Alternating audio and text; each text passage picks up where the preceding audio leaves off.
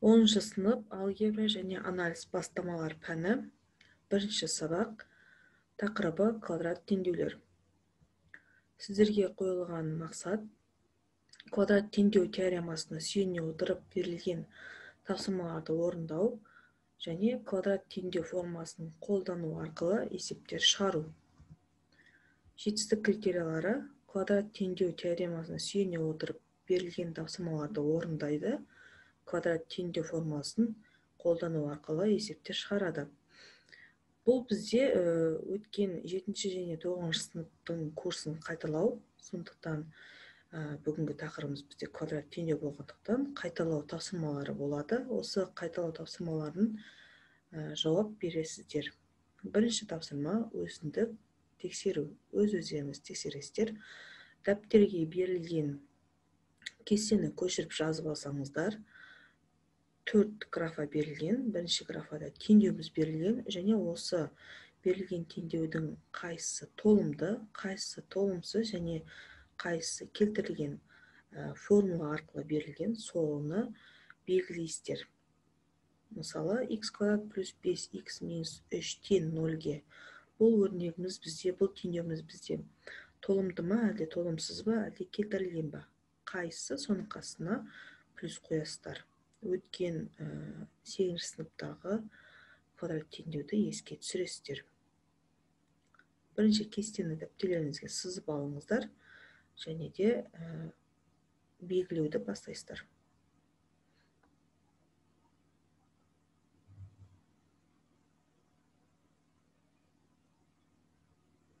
Өткен тақырыпты еске түсіру.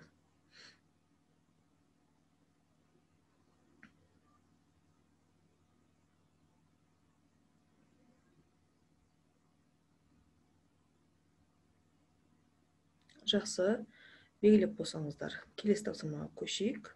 Келесі тапсырма бізде теңдеулер берілген. Көріп тұрғаныңыздай, сол жағында теңдеудің астында теңдеулеріміз берілген, бірнеше теңдеу. Және де осы теңдеулердің ең бірінші біз коэффициенттерінің қосындысын табу керекпіз. Коэффициент дегеніміз ол не? Коэффициент дегеніміз белгісіз шаманың алдында беріп тұрған сан. Мысалы, бірінші теңдеуімізде x квадрат плюс 4x минус 5 тең 0. Бұл жердегі коэффициенттеріміз бізде x-тің алдында көрінбейтін бір бар. 1, 4 және 5 деген сандар. Осылардың қосындысын есептеп шығарасыздар. Енді келесі түбірлері деген. Түбірлерінде ол бізде квадрат теңдеуді түбірлерін біз қалай табамыз? Соны еске түсіресіздер. Квадрат теңдеудің түбірлерін біз бірінші дискриминант тауып, одан кейін x1 және x2 айнымаларын, мәндерін табамыз. Және олардың 3 жағдайы бар. Егер дискриминант үлкен болса, мұндай жағдай, дискриминант кіші болса, мұндай жағдай, және дискриминант тең болса, мұндай жағдай болады деген сияқты. Соны еске түсірсеңіздер. Бірінші теңдеулерді жазып алыңыздар дәптерлеріңізге. Одан кейін оның коэффициенттерін қосындысын есептеңіздер дәптерлеріңізге. Және де ең соңғысында жаңағы түбірлерін табасыздар. Есептейік, жазайық.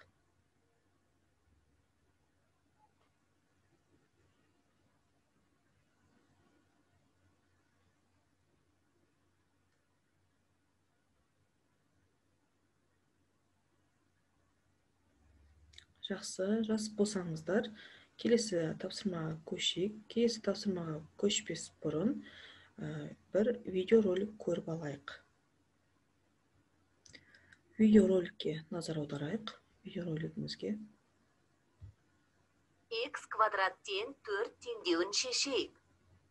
Ол үшін біз квадраты 4-ке тең болатын сандарды табуымыз керек. Бұндай 2 сан бар. Олар 2 және минус 2. Шешімін тексерейік. Сонымен берілген теңдеудің түбірлері минус 2 және 2 сандары. X квадрат тең минус 4 теңдеуін қалай шешу керек? Квадраты теріс сан болатын нақты сан табыла ма? Тексерейік.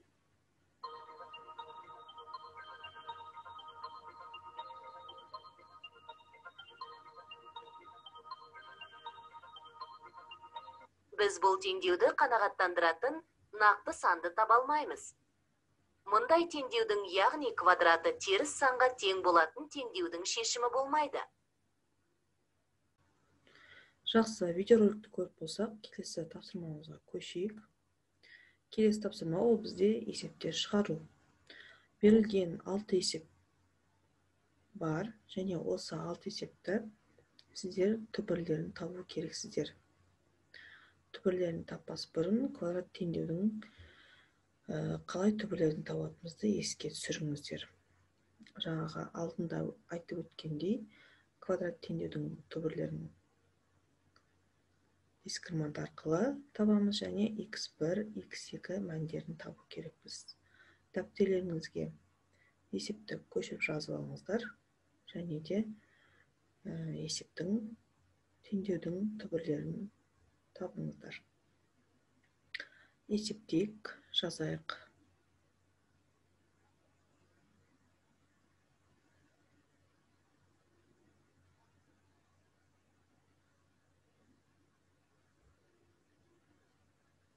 Мұқият орындаңыздар.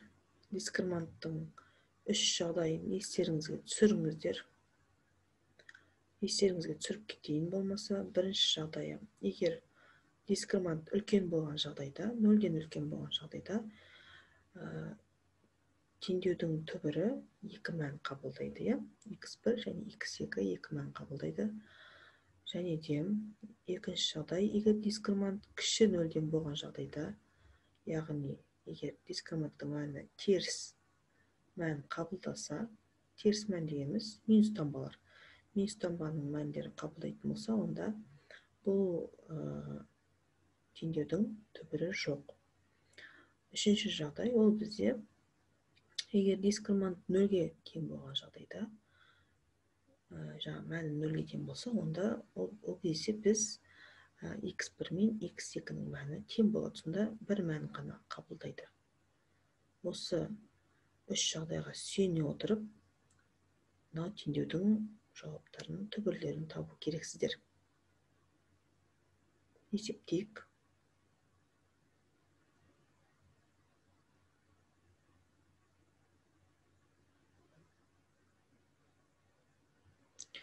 Жақсы, келесі тапсырмамызға көшейік.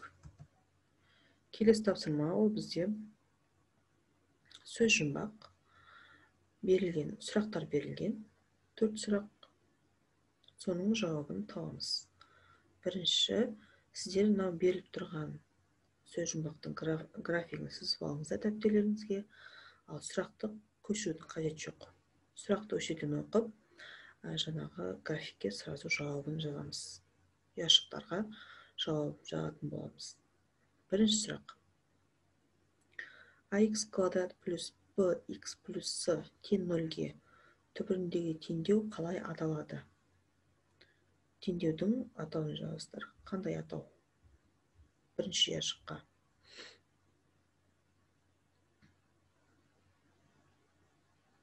Келесі сұрақ.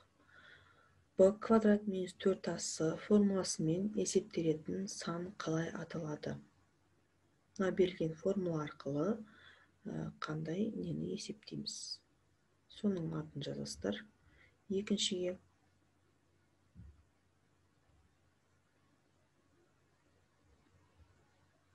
Үшінші сұрақ. Дәлелдеуді қажет ететін математикалық тұжырымдама қалай аталады?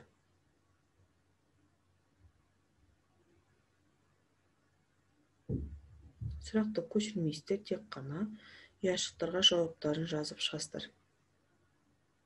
Келесі соңғы сұрақ. Теңдеуді дұрыс теңдікке айналдыратын айнымалының мәнін қалай атаймыз?